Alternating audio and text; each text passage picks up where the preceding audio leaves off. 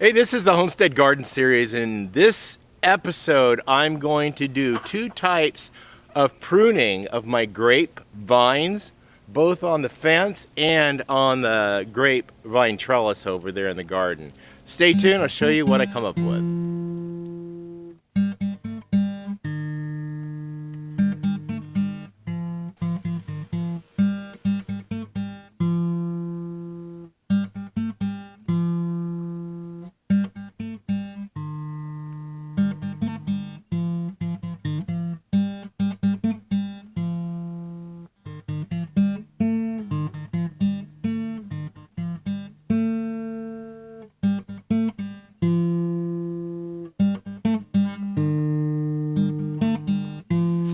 Hello, welcome back to Pine Meadows Hobby Farm. I'm your host, Jerry Hansen. Right now, it's the very end of the year. This is like the 28th of December. By the time this show uploads, it'd probably be the 30th. But I've got my grapevines I need to get pruned. I've never pruned these. These are 3 or 4 years old. And this is a Niagara. My son bought this as a potted grape, not a bare root grape. And so we grew this here, and I got a crop of grapes for the first time this year.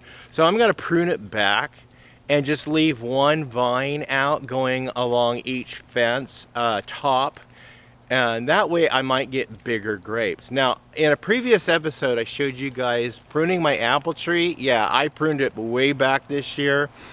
This particular apple tree has a graft of 5 variety of apples on it.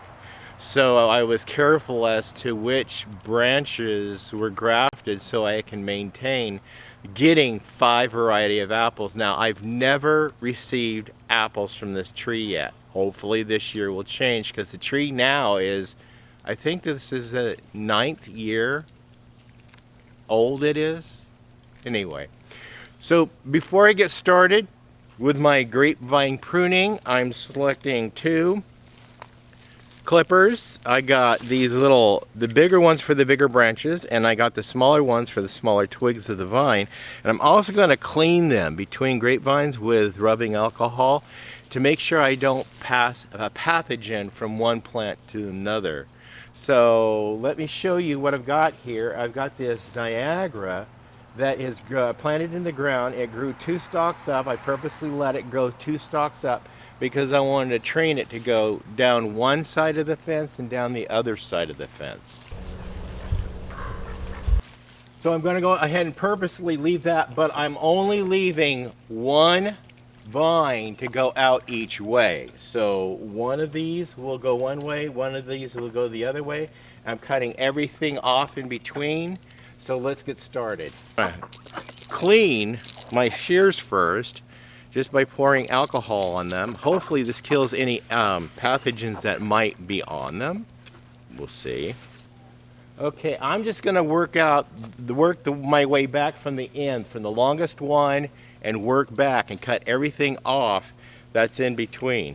Okay, I do have this one, and this is the one I'm going to keep. Everything else I'm just going to prune off. Get rid of these all together. Notice I'm cutting them in short segments because it makes it for easy cleanup. I'm not going to use these vines this year for any craft projects. I've got a lot of other stuff going on in my life. I don't need to. So be careful when I start cutting the rest of it off. And I can just put all these little shorter vines in a compost pile. Yeah. So the purpose of pruning grapes back is so that all of the energy from the rootstock of the grape goes up and out to the grape rather than to all these leaves and all these vines that are trailing out. So you just want a few vines which will produce quite a few grapes for you. And I'm just getting rid of all that excess I'm getting back to where the vines are bigger, so I might have to pull out the other clippers. Now we're getting rid of everything that goes up like this. Make sure I'm not cutting the good one that I want to keep. Oh, this is going to look so much better this year, and hopefully the grapes will be perfect. Now, like I said in other videos, I do want to add a Concord grape to my collection because I've got a Catawba up there in the garden, and that is a blue grape. This is a red grape, the Niagara. Yeah, no, this is a white grape. This one is a white grape, Niagara. Catawba is a blue grape. Blue, red. Concord. Concord is a blue grape. Yeah, Concord's blue, Catawba's red, Niagara's white. You got it? A red, white, and blue grapes. That's what I want. I'm eccentric. I can't help it. That's what I'm gonna do. And these are table grapes. Good for, you know, just table grapes. Yeah, you can make jams, jellies, preserves, grape juice. I'm taking my Catawba and I made some really awesome wine last year.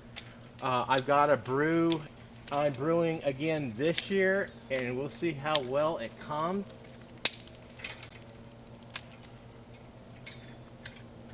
Okay, I'm moving to the outside of the gate now, because that seems to be where most of the work is going to be taking place at now. Yep.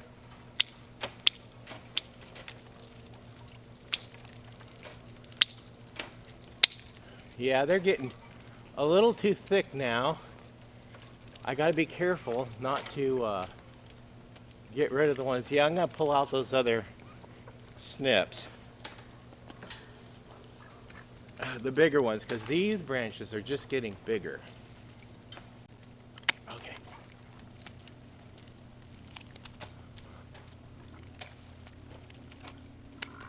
And these will eventually compost down.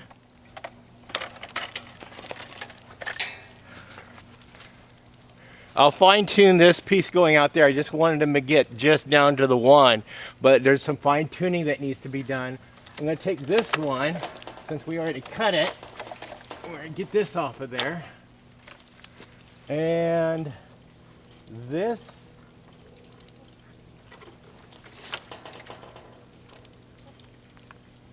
is the one that comes off of there. Okay.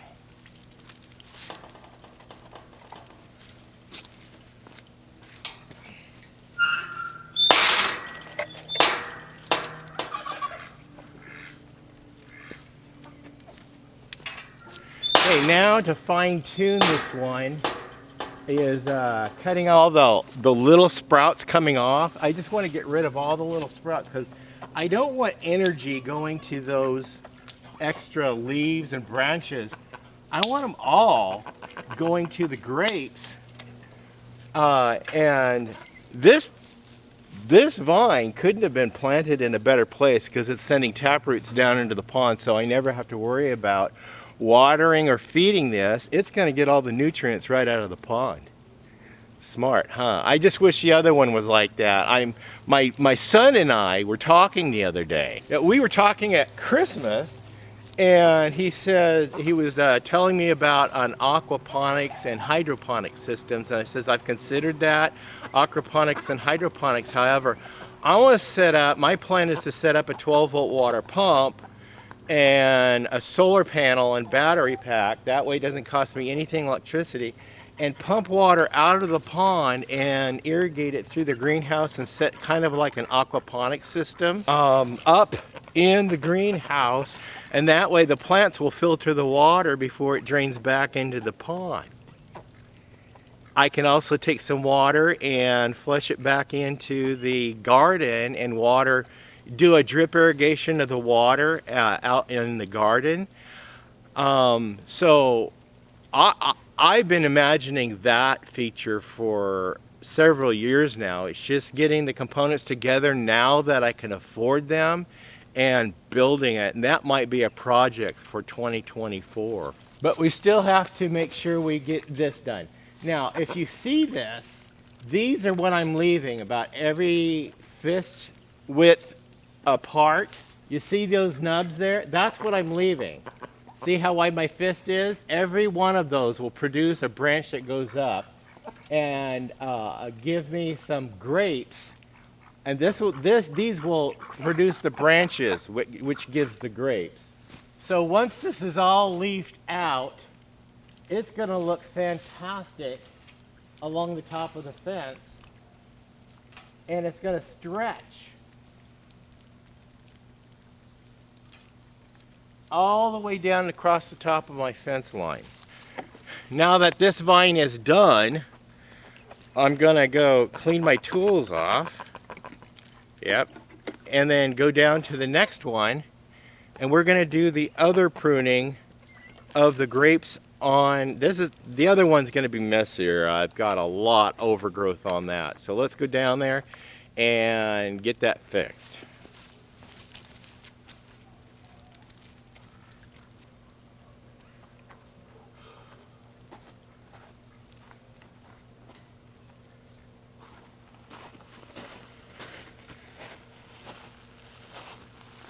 As you can see, it is a messy shambles. I've got a lot of pruning to do.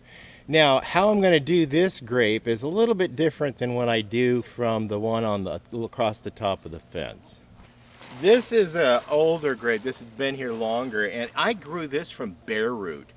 Like the grape we just came from, it was, oh, what was it? It's a Niagara. This is a Catawba.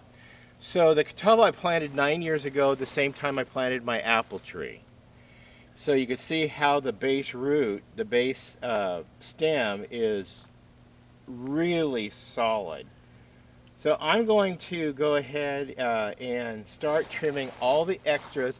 I just want one branch coming off this way, one going off that way, but we're not going to have them grow all the way out. We're just going to go probably 4 feet each way and then cut everything else out. So let's get that done. You can see the mess it's in. Everything that's growing downwards, I'm cutting off. I only want the ones growing up. And again, like my other vine, just cut everything back that there's only a space of a fist width between the pieces, the growth going upwards. That's all I want, is growth going up. And also the older ones. It's going to be quite the mess to clean up after I'm done, but oh, it's looking so much better already. Yeah, this did not produce very well this year as far as the size of grapes. That's my fault because I just let it grow out. That was not a wise thing to do. Cut everything off the middle. Everything.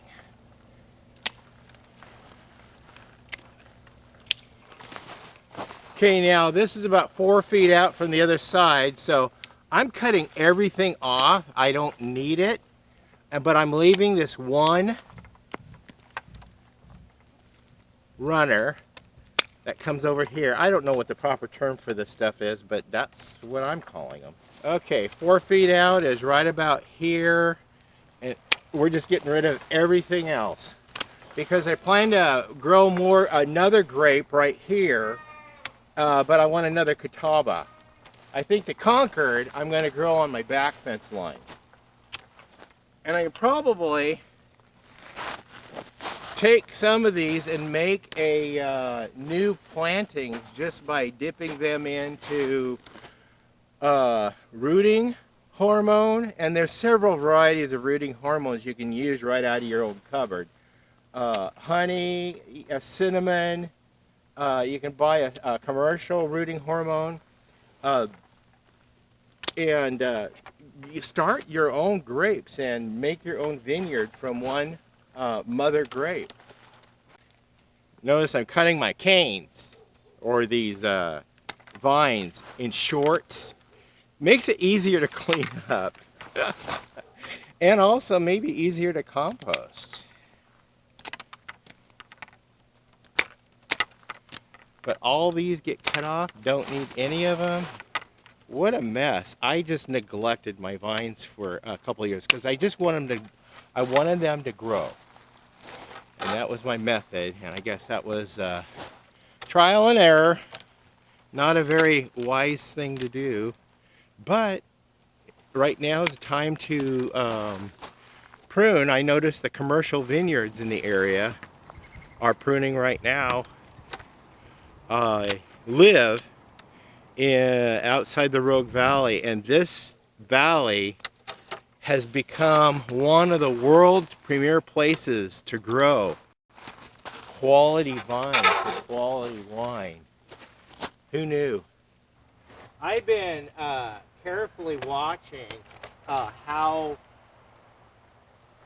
vintners have been growing their grapes. I've been visiting vineyards throughout my area, and I've been taking note on how they're growing their vines out. There is a variety of different methods that they're using to grow their vines out. I was surprised. Not everyone does it the same way. See what a mess this is? It's horrible.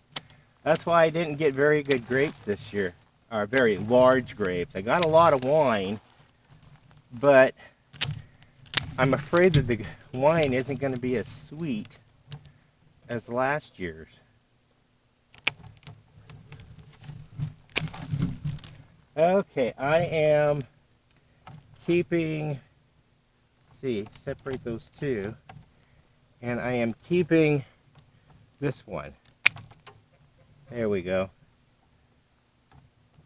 And everything else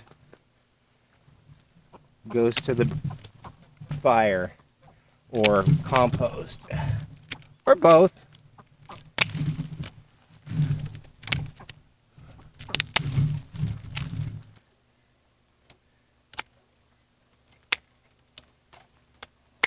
Now I caution you, this is the first time ever that I've ever pruned grapes like this. I pruned them back last year, this one last year, a little bit, but not this radically. So I just forgot to prune them back, and I got them. But see, in spite of my pruning, they survived. I didn't kill them, and that's the best testament. I didn't kill my grapes. Yeah, and the grapes can take over. I've seen where grapes just grow like crazy all over a building if you let them. Okay, that's pretty. We got one more section to do. Okay, all the other growth coming off of the rootstock, just cut out of there.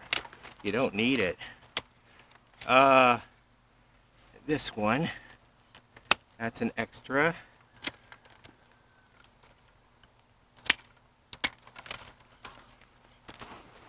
I'll call it a freeloader. And then we're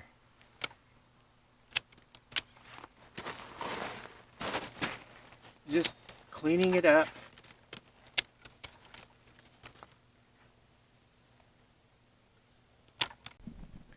The final outcome is about 8 feet wide total, and I got 2 layers, 2 levels. Because some of the vineyards I visited have the 2 levels, and they prune them just like this, and other vineyards just have the 1 level. So